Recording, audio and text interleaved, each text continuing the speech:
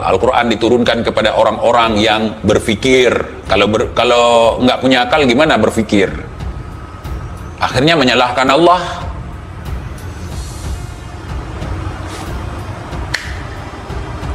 Ya, secara tidak langsung kan mereka gerombolan ini seolah-olah Allah itu maha temperamen. Dikit-dikit Allah marah, murka.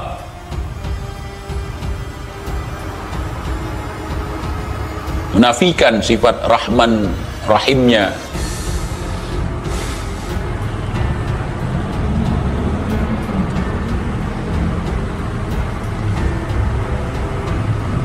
Dia yang marah, Allah yang disalahkan. Kan bangsat itu. Dia yang kalah pemilu, Allah yang disalahkan.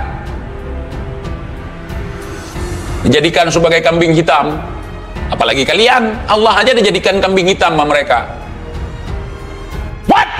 Indonesia tanah air beta, pusaka abadi nan jaya.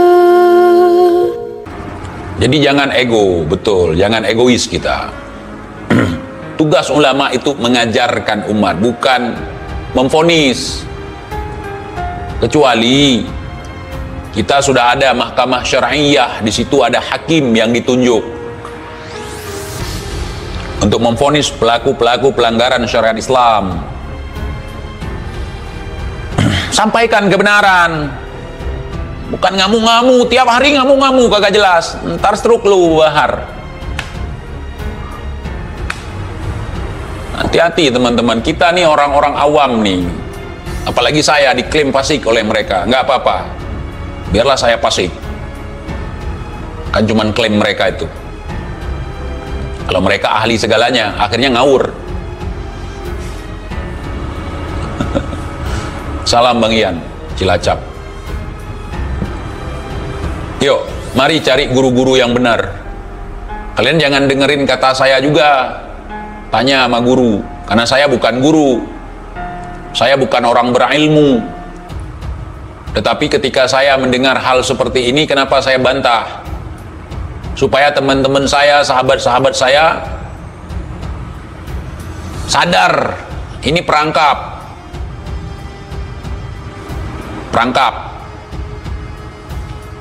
Nanti kalau sudah ngomong, yang berhak menentukan surga dan neraka bukan cuma Allah. Nah, buktinya Nabi aja, udah masuk Nabi udah. Habis itu kami cucunya, siapa lebih berhak? Kami berhak mengatakan itu. Akhirnya saya sebagai cucu Nabi boleh mengklaim seorang masuk surga atau masuk neraka. Nah, itu tujuannya. Kalian takut begitu? Saya nggak takut dengan nerakanya si Bahar. Saya nggak terlena dengan surganya si Bahar. Kalian borong lah, budak-budak borong lah surganya si Bahar. Toh dia sendiri pun belum dijamin masuk surga. Kalau kita nih bisa memutuskan seseorang masuk surga atau tidak, ya kan? Sungguh kita bisa memberikan seseorang itu yang namanya ma'sum. Nggak bisa kita, itu hak Allah. Hidayah itu hak Allah. Kalau seandainya Rasulullah bisa memutuskan seperti itu sampai bisa memberikan hidayah, maka Abu Lahab dan Abu Jahal akan diberikan hidayah, akan diponis masuk surga. Tapi karena Allah melaknatnya, sebagai contoh buat kita semua, jangankan orang lain, dalam keluarga Nabi pun ada orang-orang yang ingkar.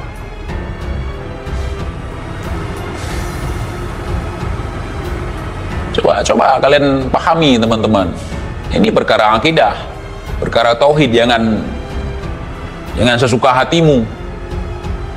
Katanya Buya, katanya ulama, kayak gini ulama kalian.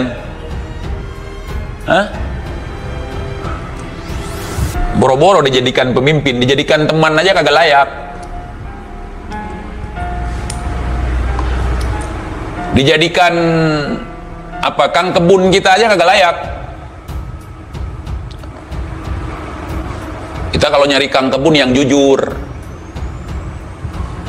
Bukan yang seperti ini, kang bohong. Berdusta lagi atas nama agama. Kan bangsat itu. Tapi TIJ ada dulu itu dihukumi halal darah, itu bukan perintah orang itu. Itu ada dalam ajaran yang memutuskan Allah.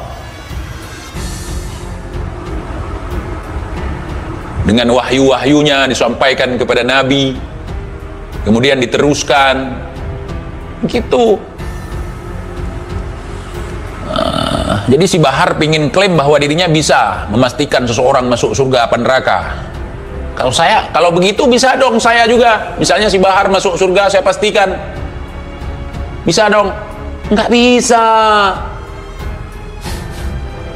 Hari ini kita lihat di dunia dia si paling bangsat, si paling ini, si paling itu. Kita nggak bisa klaim dia surga neraka, nggak bisa.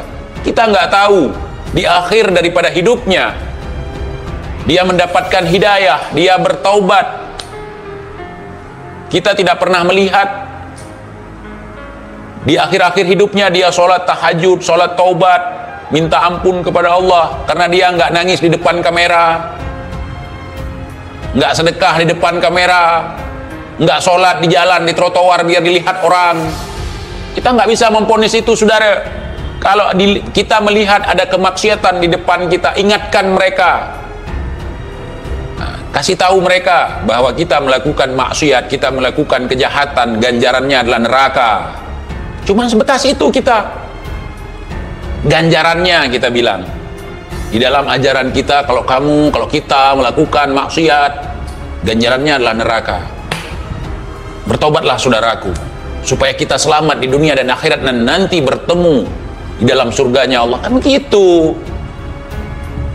Ini kalau ulama ya, kalau ulama yang benar-benar ulama pasti memahami ini, pasti tahu posisi dia sebagai apa. TIJ mengatakan, makanya kita dikirim utusan, dikirim Rasulullah untuk mengajarkan kita agama, untuk mengajarkan kita supaya kita menjadi orang yang benar. Kemudian diwariskan ajaran itu melalui ulama, supaya kita tidak tersesat ke neraka. Gimana semua yang kita lakukan ini kalau bukan karena digerakkan oleh Allah? Kita nggak punya upaya, nggak punya daya. La haula wala quwata illa billah. Tetapi kita diberikan pilihan, kau ambil yang baik, kau ambil yang buruk.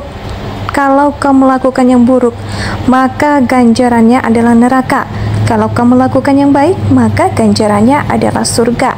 Surga adalah kasih sayangnya Allah terhadap kita, ujar TIJ. Sebagai orang yang menyadarkan, bukan orang yang memutuskan. Ya, paham ya? Paham.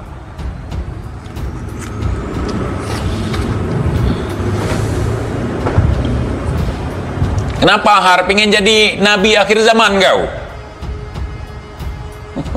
Gak berani ngaku nabi, ngaku cucu aja lah kau.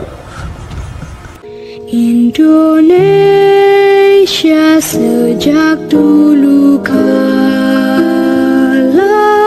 tetap dipuja-puja bangsa.